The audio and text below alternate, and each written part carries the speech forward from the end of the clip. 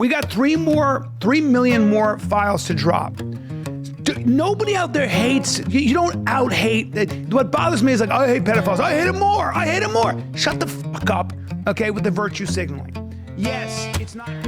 What do we do when we feel powerless? We do exactly the opposite. We close up, we wrap ourselves up, we make ourselves small. We don't want to bump into the person next to us. So again, both animals and humans do the same thing. The latest episode of The Fighter and the Kid wasn't chaotic, it wasn't goofy, it was riff heavy, it was damage control. Brian Callen opened the show by addressing the backlash he received over his previous take on Jeffrey Epstein and Woody Allen. And to Callen's credit, he didn't double down, he didn't get defensive, he didn't spiral. He admitted he messed up. So let me just address the amount of shit I got for my last episode. But you've had bad takes. Yeah. I think that's your worst take. It wasn't a bad take. Because here's my take. Here's my take. This is what embarrasses me when people are trying to out-hate a pedophile. You don't hate a pedophile more than I do, okay? Nobody does. Nobody's making excuses for that scumbag's behavior. Scumbag. Let me say it if it's not. Jeffrey Epstein's a scumbag. Should have been in jail forever in 2008. Nobody disagrees with that. If you do disagree with that, you got problems. If you were Steve Bannon and you were going to do a documentary to revive his name after you knew about it, you're a scumbag. Well, hey, B, you know who directed most of that stuff? Who? Your boy Woody Allen. He directed what? A documentary on Epstein. Look that up. Look that up. Oh, no. I thought it was Steve Bannon. Because if he did. Steve Bannon did, and Woody Allen and him are so close. Yeah. And he was giving him notes on what to say. If you knew that then you're a scumbag. Part of the issue is you showing any sort of sympathy for Woody Allen or Epstein. He conceded that bringing Allen into the conversation without being fully informed was sloppy. And for Callen, who has had his own public controversies in the past, sloppiness is dangerous territory. That's the issue. If Woody Allen knew that Epstein, his friend, was a convicted child. No, he didn't direct a documentary. He gave him on interviews what to say, how his exact words, not to look like such a monster. He said that, or was that Steve Bannon? Bob? No. That's Woody. Woody Allen is. He did not produce a documentary about him. So we got to make sure here, Bubba, because Alan. I'm positive. Okay, so bottom line is this. Listen, what are you on? Google?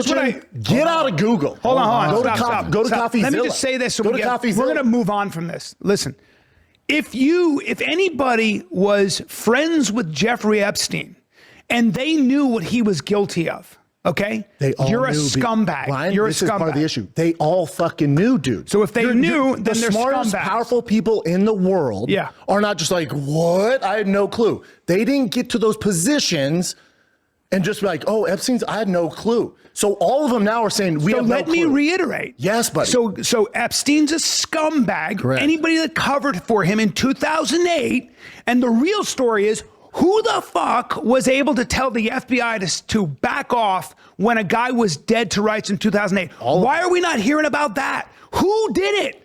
Who had influence over the FBI? I want to know that. Because those are the people that knowingly covered for a scumbag and a monster. Now here's where things get interesting. Because last week when Callen was drifting into that territory, Brendan Schaub was visibly uncomfortable. If you watch the previous episode closely, Schaub kept trying to redirect. He nudged. He reframed. He tried to pull Callen away from what felt like a cliff edge. It wasn't aggressive. It wasn't condescending. It was protective. And that's wild. Because if you follow The Fighter and the Kid for any amount of time, you know Brendan Schaub has been internet public enemy #1 for years. There are countless threads on The Fighter and the Kid subreddit, a subreddit notorious for snark, mockery, and relentless criticism, where Schaub has historically been the main target. The culture there has often leaned heavily towards roasting him rather than engaging in good faith discussion. And yet recently, the tone is shifting. You're now seeing threads defending Schaub, praising him for trying to steer Callen away from disaster. For years, Schaub was portrayed as the impulsive one, the foot-in-mouth guy, the one who says something wild and then backpedals. But in this situation, the roles flipped. Schaub looked cautious, measured, aware of the consequences. Nobody out there hates, you don't out-hate. What bothers me is like, I hate him more. I hate him more. Shut the up, okay, with the virtue signaling. Yes, it's not hard to hate a scumbag like that. And what I think that the reason emotions are so high is because people feel like there's still a cover-up for the most powerful people. And they have no say in it. That's what's really going on. Well, the issue is in America, and there's so many powerful Americans that are associated with Epstein, FBI saying, we can't do anything. We can't look into anything. In other parts of the world, people have been convicted. They've lost their jobs. Yeah. Only in America, the powerful people. All of them have been. All of them. Only in America, we're like, sorry, there's nothing here. Well, you look into all this shit, there's a ton of shit there. You know what Elon Musk said? Have you seen those emails? Yeah, he basically said if you No. He wanted to go to the party, the wild exact party. words were, let me know the wildest party. And then his brother was actually in the parties, and the code name was supposed to be Pussy Chaos or something like that. Yeah. Okay, but hold on, I have a question. So with Elon Musk, I don't think Elon Musk is into little kids or into, what I'm saying is that I think with Elon Musk and his girl, I think he was like, hey, let's go to an orgy. Party. Mm-hmm. Yeah. There are a lot of people in these emails that were clearly like, you got a bunch of Russian girls and I can go out on an island. If people didn't get what I was saying, then maybe that's on me because I was all over the place. And I don't want you getting hate. I knew it was going to be an issue. I didn't feel good about it. Because obviously you don't fucking side with Epstein. That's wild. The issue is you were showing just a little like you know what I was doing? I hate hypocrisy. Yeah, and I hate when people are like, all of a sudden, like, first of all, I hate when people are surprised. Callen even acknowledged in this latest episode that if he's going to talk about topics that dark, Epstein, systemic abuse, power networks, he needs to research properly or stick to comedy. That's not something you heard from Callen 10 years ago. That's a man who understands how thin the ice is. None of that. You know what made it worse, I think, too, is when the Woody Allen stuff. Yeah.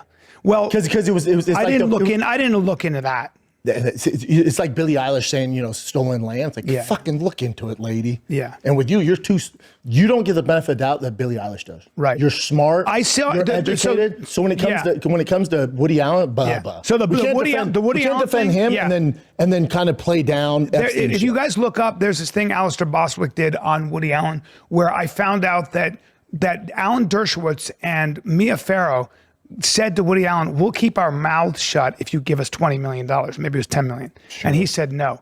Sure. And to me, I go, hold on. There's no amount of money ever that you could pay me to get a pedophile off. If you really believed he did that, then there's no amount of money that a mother would ask for. All you'd want is that motherfucker in jail forever, And so I have a zero tolerance. I have a zero tolerance policy. But now not the hill to die. Well, especially when we're talking about Epstein. Right. So now you don't die on that hill. In other words, buddy, yeah. Like it's literally you're batting. Yeah, I agree. You're batting 1,000. I should have looked more into it. When the most notoriously snark-heavy subreddit tied to your show starts defending you, something is changing. Not because Schaub suddenly became a genius, no. Not because everyone forgot past criticisms, but because in this instance, he showed restraint. He showed awareness. And most importantly, he showed loyalty. He did everything in his power to drag Callen away from what could have easily spiraled into another cancellation cycle, if that's even possible at this point. And that says something. It says that regardless of what you think about Brendan Schaub as a comedian, podcaster, or personality, he is a good friend. He wasn't worried about winning the arguments. He wasn't trying to dunk on Callen. He was trying to protect him. And in an era where clips travel faster than context, that instinct matters. And I apologize if I was defending. I shouldn't have brought Woody Allen to it. I should have looked into it more. And now that you're telling me that, then scumbag. Yeah. And that's on me. That's on me. So mea culpa.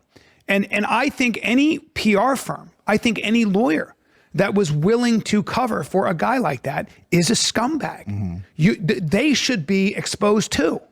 To me, that's the story is, looking into the people that actually knew what he was guilty of and helped cover that shit up. And I will say this to everybody who's a conspiracy theorist. We're right. I understand 99% of the time. Well, I understand that there are some very powerful entities that were able to literally get the FBI to tell and the press to back off. And when you look into it, it's sad too, because I think because they hired a guy, they paid him, I think $6,000 a month to procure girls, so he would travel all around just for Epstein and these other. Is this the guy who hung himself? He's one of them, but there's another guy who's still alive. But he would travel all over the world to procure girls for Epstein and all these high-profile people. Yeah. A pimp. Basically, but it's sad because he would take picture of him naked, and then send to Jeffrey Epstein. What we're witnessing isn't just a controversy. It's a subtle role reversal. Callen, once the polished intellectual voice, stumbled into a bad take and had to walk it back. Schaub, once mocked as the reckless one, played the steady hand. And the internet noticed, which might be the most interesting twist of all.